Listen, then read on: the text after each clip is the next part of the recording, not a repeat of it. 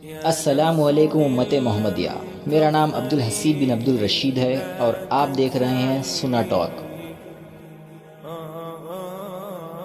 ذوالحجہ کے پہلے 10 دن جن کا ہم سب کو زیادہ سے زیادہ فائدہ اٹھانا ہوتا ہے، اور ان دنوں میں ہم روزے رکھتے ہیں اور تکبیرات پڑھتے ہیں۔ تکبیرات جیسے کہ اللہ اکبر اللہ اکبر اللہ اکبر، لا الہ الا اللہ اللہ اکبر اللہ اکبر وللہ الحمد۔ اور اس تکبیر کو آپ کو دن میں اور رات میں پڑھتے رہنا چاہیے۔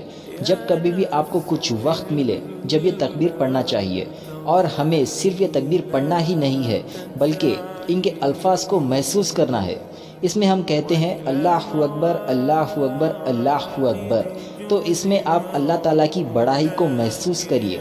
وہی اللہ جس نے ہم سب کو اس جہاں کو پیدا فرمایا، یہ وہی ہمارا رب ہے جو ہم سب پر اپنی طاقت رکھتا ہے، اور پورے جہاں میں ایسی کوئی چیز نہیں ہے جس کا علم اللہ کے پاس نہ ہو۔ پھر ہم پڑھتے ہیں لا الہ الا اللہ، کوئی عبادت کے لائق نہیں سوائے اللہ کے۔ ساری تعریفیں اللہ ہی کے لیے ہیں۔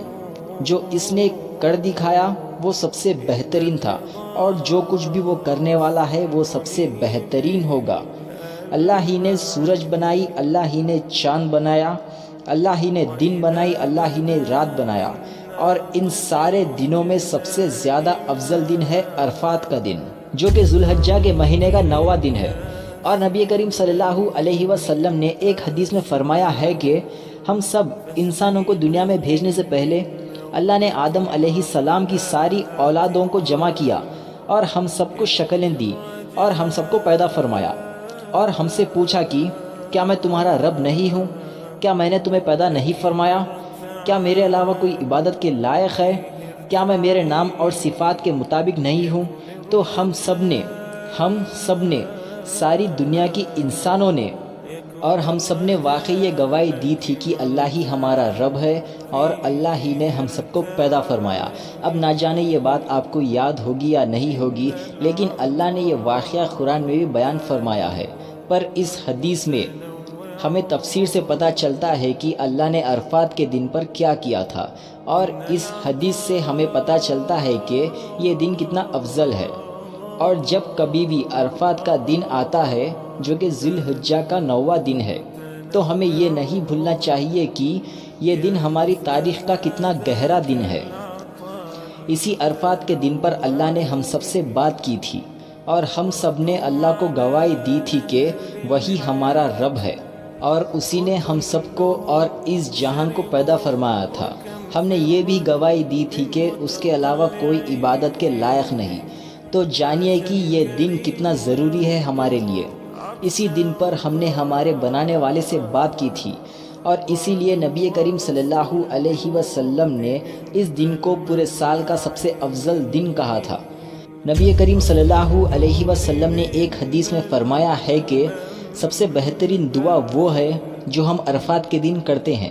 سب سے بہترین دعا، تو اس دن کو مت چھوڑنا، آپ اللہ سے گڑ گڑا کر دعا کرنا۔ اور ایک حدیث میں نبی کریم صلی اللہ علیہ وسلم نے فرمایا ہے کہ اللہ کے لیے عرفات کے دن سے زیادہ پیارا کوئی اور دن نہیں ہے ہم سب کو معاف کرنے کے لیے، ہم سب کو دوزخ کی آگ سے نجات دینے کے لیے۔ تو جتنے ہمارے چانسز ہے عرفات کے دن دعا کر کے دوزخ کی آگ سے بچنے کے لیے، اتنے زیادہ چانسز کوئی اور دن میں نہیں۔ تو اس دن کو کھونا مت، اس دن کو گیمز کھیلنے میں یا سوشل میڈیا پر برباد مت کر دینا۔ اس دن پر کوئی بھی ایسا موقع مت چھوڑنا جس سے آپ اللہ کو راضی کر سکو۔ ایک اور حدیث میں نبی کریم صلی اللہ علیہ وسلم نے فرمایا ہے کہ عرفات کے دن شیطان اتنا بے تاب اور پریشان ہو جاتا ہے۔ کیوں ہو جاتا ہے بے تاب اور پریشان؟ کیونکہ اس دن اللہ اپنے بندوں کے اوپر بے حساب رحمتیں نازل کرتا ہے، اور وہ دن ہے عرفات کا دن۔